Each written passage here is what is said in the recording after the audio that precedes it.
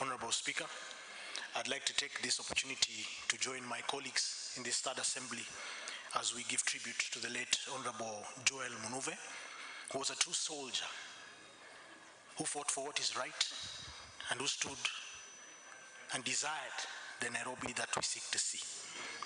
Honorable Speaker, it's a dark day, a dark time in this third assembly.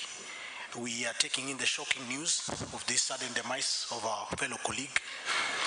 And I must state that the late Honorable Munuve stood firm and fearless in the clamor for better leadership in this city. Honorable Munuve tirelessly agitated for the Nairobi that we want to see. And the Nairobi we want to see is a Nairobi that is well governed. The Nairobi that we want to see as we do our duty of oversight is a Nairobi that is devoid of the pilferage of public resources, a Nairobi that is devoid of the pilferage of public resources and corruption, and devoid of mismanagement and ineffective governance.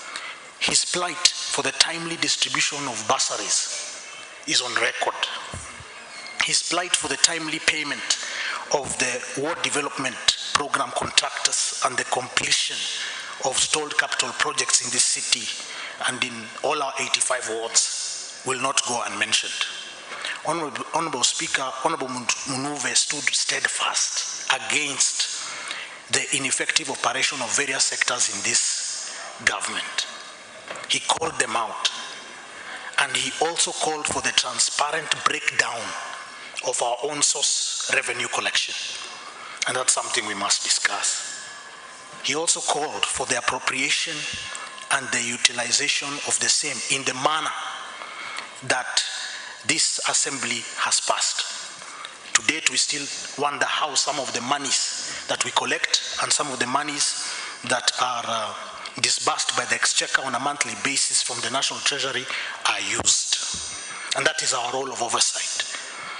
Honorable Munuve believed that if these funds can be well accounted for, and if they can be utilized in the manner that we appropriated and intended, then this city can truly work. That this city can be able to be developed from an infrastructure perspective, and that Nairobians can get the service delivery that they deserve. Honorable Munuve was not a pushover. He was not easily intimidated. He was brave, he was strong, he was courageous. He was not a coward.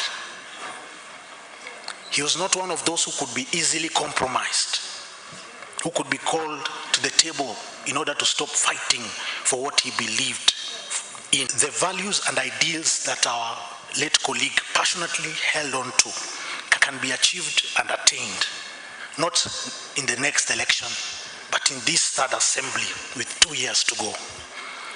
May his death not be in vain. May we not give up the fight.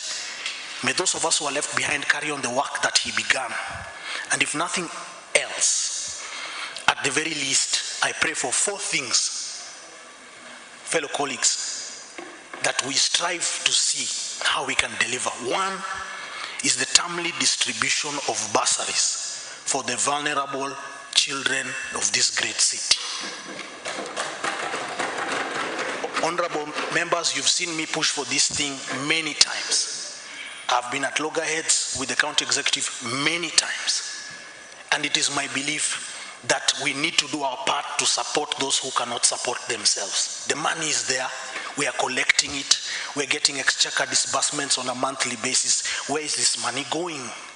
And why isn't bursaries a priority just the same way that other sectors are prioritized, like the lawyers and environment? Why can't we prioritize the vulnerable children of this city? Honorable Speaker, number 2 is a functional ward development program.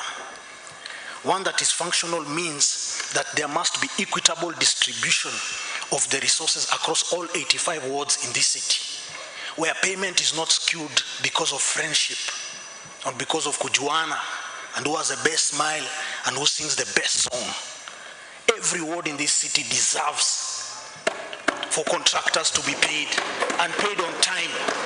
whether we support or we don't support the county executive.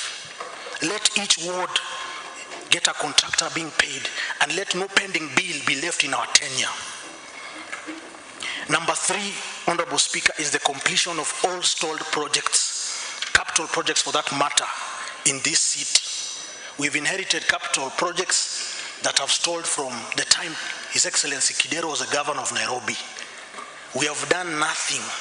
We pass budgets, contractors come to site, they do the work, they are not paid after they raise certificates, they abandon sites, and we go round and round, retender after retender, achieving zero. A good example is Woodley Stadium in my ward, and another good example is Joseph Kangede's social hall in my ward. It hurts and it pains.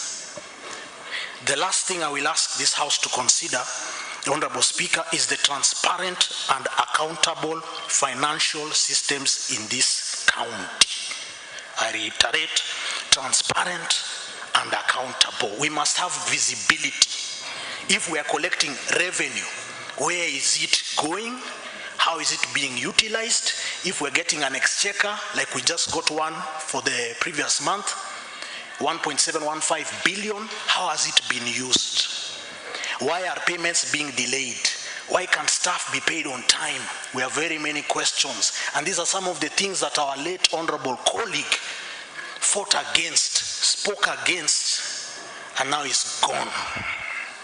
And if we can achieve the above, Honorable Speaker, we'll have fully honored this colleague, because we cannot just pass condolences and cry crocodile tears if we cannot honor our colleague by ensuring that the ideals and values that he stood for can be achieved. His death cannot be in vain. He has fought a good fight. Let it not be in vain. And to the family, to the friends, and to the colleagues in this assembly, I say poleni sana. Sincere condolences for this great loss. And to a fallen soldier, I say a luta continua. The struggle continues.